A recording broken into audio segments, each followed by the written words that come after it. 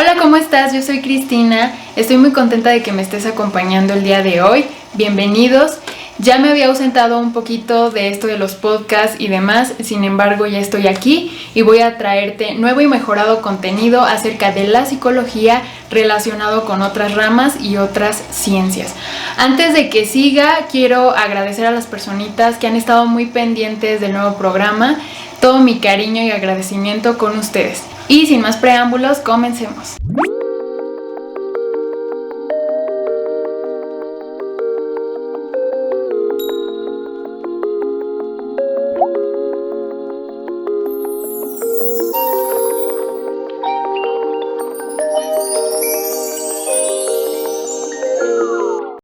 Muy bien, y para comenzar vamos a estar hablando acerca de un tema que es un poco polémico y que seguramente lo reconoces, estés dentro de la psicología o fuera de la psicología, porque es un tema que es de mucho interés, de curiosidad en ocasiones.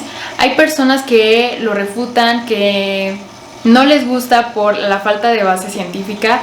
Hay otras personas que, independientemente de que tenga esta base científica o no, les es funcional, y otras más dicen que sí tiene un método establecido. Hoy no vamos a estar hablando específicamente de esta base científica, pero sí vamos a estar hablando acerca de un tema relacionado con esto. ¿De qué estoy hablando? De psicoanálisis. En otros podcasts me había percatado de que no había hablado mucho de psicoanálisis y pienso que este espacio nos va a servir para poder hablar de todas estas ramas, disciplinas, hacer todo un conjunto de estos conocimientos, saber qué podemos rescatar y qué podemos descartar. Pues hoy vamos a estar hablando sobre los mecanismos de defensa dentro del psicoanálisis. Básicamente, vamos a empezar con una introducción muy breve porque no quiero que te revuelvas con todo esto. Para comenzar, Freud lo que propone es que la mente humana va a ser llamada aparato psíquico. Este aparato psíquico, que es la mente humana, o así lo describe él, se va a dividir en 3 espacios o 3 instancias. Cada una de estas instancias las va a llamar de diferente manera. Primero tenemos al ello, después al superyo y al yo. El ello se va a regir por el principio del placer, es decir, es la instancia en la que salen a relucir nuestros impulsos, nuestros deseos e instintos más primitivos. El superyo, por otro lado, es regido por los valores, por todo lo que nos han inculcado desde niños, por las demandas de la sociedad, el deber ser. Y el yo va a ser el mediador entre estos dos y la realidad. Casi, digamos que Freud es como el Doctor Strange, pero de la psicología, porque a través de estos mecanismos de defensa vamos a poder afrontar la realidad que tenemos en ese momento. Entonces, dependiendo de la situación específica o el acontecimiento que suceda, se van a sacar a relucir estos mecanismos de defensa y, a lo largo de este video te voy a estar explicando cada uno de estos mecanismos de defensa, algunos ejemplos. Antes que nada, vamos a definir lo que es un mecanismo de defensa. Es una función transitoria, es la manera en que yo puedo afrontar una situación específica. Me va a ayudar a adaptarme a esta situación que se me está presentando. De hecho, a estos mecanismos de defensa hacen aportaciones Melanie Klein, Alfred Adler, también encontramos a Anna Freud, y que por medio de estos daban respuesta a muchos de sus casos clínicos que ellos atendían. El primero de ellos que podemos encontrar es la represión. La represión es un mecanismo de defensa en el que la persona, en este caso tú, cuando se te presenta una situación estresante o una emoción muy desagradable para ti, lo que haces es reprimir todo eso en el inconsciente y tú probablemente ya ni siquiera te acuerdes. Entonces, básicamente las reprimes porque no las puedes gestionar de otra manera. Entonces, básicamente aquí lo que hay que hacer es pagar un precio, que en este caso va a ser por medio de la enfermedad, por el hecho de que no puedes gestionar todas estas emociones y no puedes liberar esa tensión. Como menciona Freud, las emociones expresadas nunca mueren, son enterradas vivas y salen más tarde de formas más desagradables. A continuación te explico lo que es la negación. Este mecanismo de defensa lo que hace es negar hechos que han ocurrido, están ocurriendo o van a ocurrir. Puede ser funcional en momentos de crisis, sin embargo, el hecho de estar utilizando tanto este mecanismo de defensa que es la negación, es que el individuo va a caer en una espiral y es como un vicio el hecho de que siempre quiera negar asuntos que son fuertes o angustiosos para ti. Básicamente no le va a ayudar esto a afrontar situaciones o problemas presentados en su vida. Un ejemplo de este mecanismo de defensa es cuando fallece algún familiar y la persona se encuentra en tanta negación que lo que quiere es, o lo que prefiere pensar es que la persona está de viaje antes de admitir que la persona ha fallecido. Otro ejemplo podría ser el hecho de que tú te has encontrado en alguna relación sentimental dañina y hay hechos fehacientes de que es una relación dañina. Ya ha habido situaciones delicadas y sin embargo aún tú no quieres reconocer que es una relación que te hace daño. Ese también podría ser otro ejemplo. El siguiente mecanismo de defensa que podemos encontrar es la formación reactiva. No nada más los mecanismos se niegan o se reprimen como los que habíamos visto anteriormente con la represión y la negación, sino que en este mecanismo de defensa que es la formación reactiva, lo que va a suceder es que una idea o una emoción se va a transformar en todo lo contrario, es decir, vamos a pasar del odio al amor. Y si por ejemplo una persona no ha admitido su sexualidad libremente, lo que va a ocasionar es que no nada más no lo va a admitir, sino que va a surgir este odio hacia las personas que tienen una sexualidad diferente. Por ejemplo, la homofobia. Como no admites que que probablemente tienes tendencias homosexuales, aquí va a surgir lo que es la homofobia por las personas que abiertamente sí lo son. No, entonces el hecho de que esto suceda, la persona va a decir, no nada más no soy gay o no soy lesbiana, sino que odio a los gays o a las lesbianas. Esto es la formación reactiva y así funciona este mecanismo de defensa. El siguiente mecanismo de defensa que podemos encontrar es la proyección. Y como su nombre lo dice, identificas elementos en otras personas que no identificas en ti mismo. ¿Por qué? Porque no los puedo reconocer o no quiero reconocerlos, más bien. Un ejemplo de esto sería cuando los padres regañan a un pequeño, a su hijo, y le dicen, es que no sabes hacer las cosas, es que a eso no se hace de esa forma, y los padres lo minimizan, ¿no? Entonces le hablan de una forma muy despectiva y el pensamiento de los padres es, yo no soy el que está mal, mi hijo es el que está mal. Esa es una forma de proyectar la autoestima de los padres. Otro ejemplo de proyección es cuando los padres, por ejemplo, te mencionan, a mí me gustaría, antes de entrar a una carrera, a mí me gustaría que estudiaras eso, o me gustaría que tuvieras tantos hijos, o me gustaría que vivieras en tal lugar. Todo esto que te dicen los padres probablemente, y de hecho lo menciono porque son ejemplos muy típicos, es porque están proyectando en ti cosas que ellos no han concluido. Esto también puede darse en diferentes situaciones, no nada más los padres hacen ese tipo de proyección, pero es más o menos para que comprendas de qué se trata este mecanismo de defensa. La contraparte de la proyección es la introyección.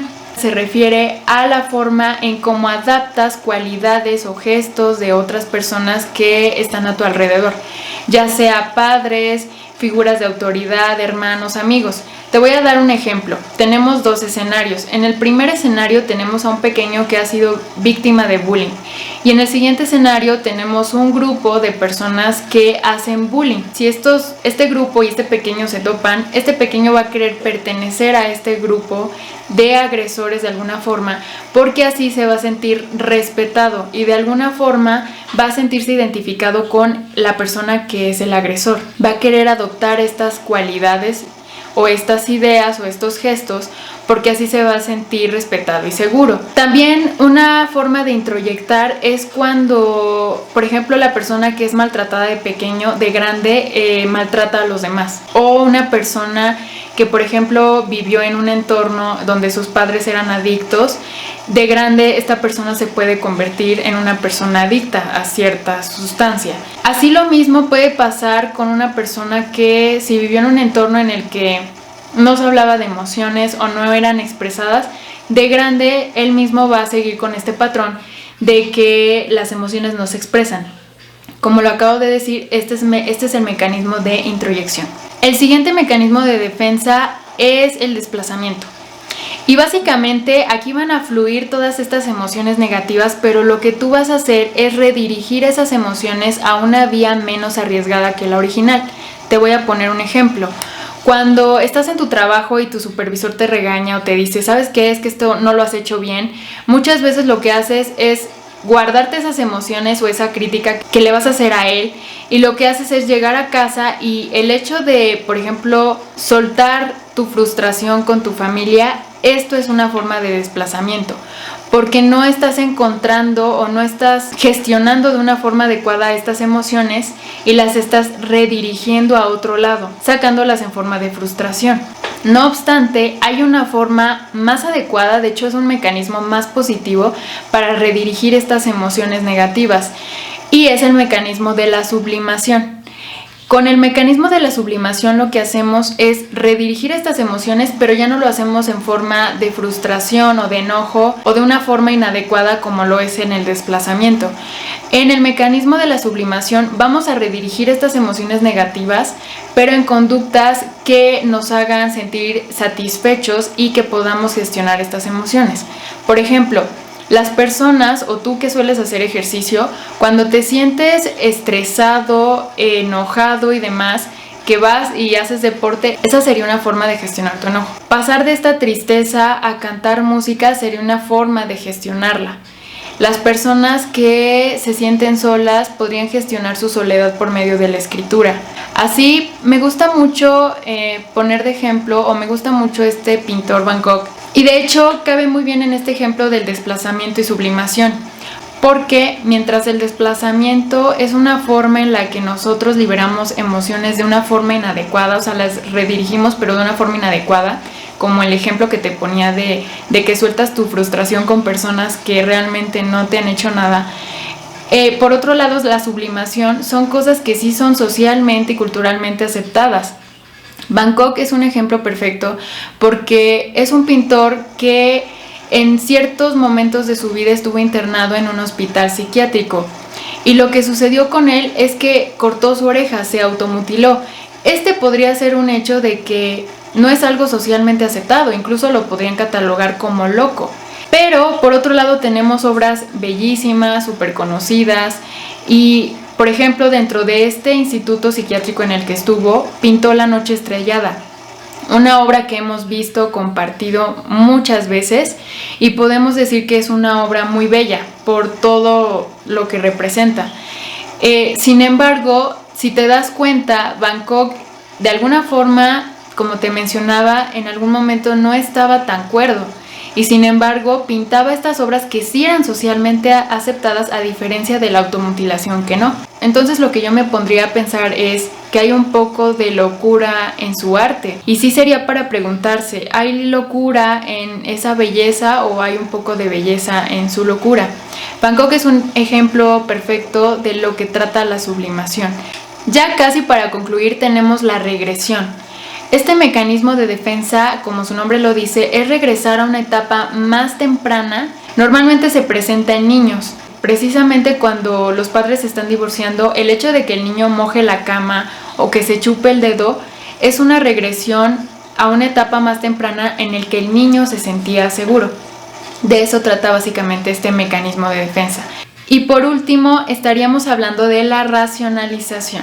Siempre tratas de dar argumentos lógicos aun cuando realmente no los haya, o aun cuando haya sido un error tuyo, siempre tratas de justificar por donde se pueda este hecho.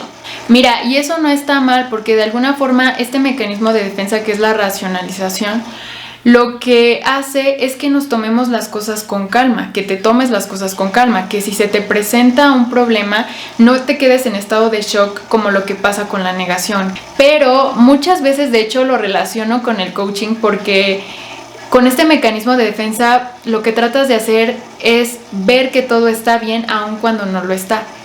Y entonces empezamos con este tipo de ideas o pensamientos de, bueno, pasó esto, pero estoy bien. Y de alguna forma, como te comento, es bueno en ciertas situaciones porque no entras en crisis, pero racionalizar todo el tiempo lo que va a ocasionar es que nunca le des apertura a esas emociones negativas, y entonces, así se esté quemando la casa, vas a decir, todo está bien. O por ejemplo, rompes con una relación sentimental, todo está bien, no hay que preocuparse, esto va a pasar, realmente lo que va a ocasionar es que no puedas afrontar estas situaciones y estos problemas de una forma adecuada. Entonces no vas a saber y no vas a tener estas estrategias de afrontamiento, que no puedas gestionar de una forma adecuada tus emociones. Y el hecho de usar tanto este mecanismo de defensa, el hecho de racionalizar tanto las cosas y encontrarles algo lógico, es que nunca vas a permitirte sentir emociones. Y entonces cuando se te presente un problema aún mayor, no vas a saber cómo actuar y no vas a saber cómo afrontar el problema. De hecho, este mecanismo se presenta mucho en personas evasivas, en personas que evadas siempre el problema o digas cosas como todo está bien a pesar de que no conseguí el trabajo, todo está bien a pesar de que terminé mi relación, estoy en calma, me siento bien, no hay que preocuparse. Esto es racionalizar las cosas aun cuando las cosas no estén bien. Y bien, ¿qué te ha parecido el video? ¿Te has identificado ya con uno de estos mecanismos de defensa? Si tienes alguna pregunta, puedes dejármela en la parte de los comentarios, me gustaría mucho leerte. Sígueme en mis redes sociales, me puedes encontrar como Cristina Saldaña. También voy a estar dejándolas en la cajita de la descripción. No olvides suscribirte y sobre todo activar la campanita de notificaciones, porque por ahí te estará llegando un mensajito de que ya subí nuevo video o nuevo contenido. Yo deseo que estés súper bien, cuida mucho tu salud mental y nos vemos en una próxima ocasión. Bye.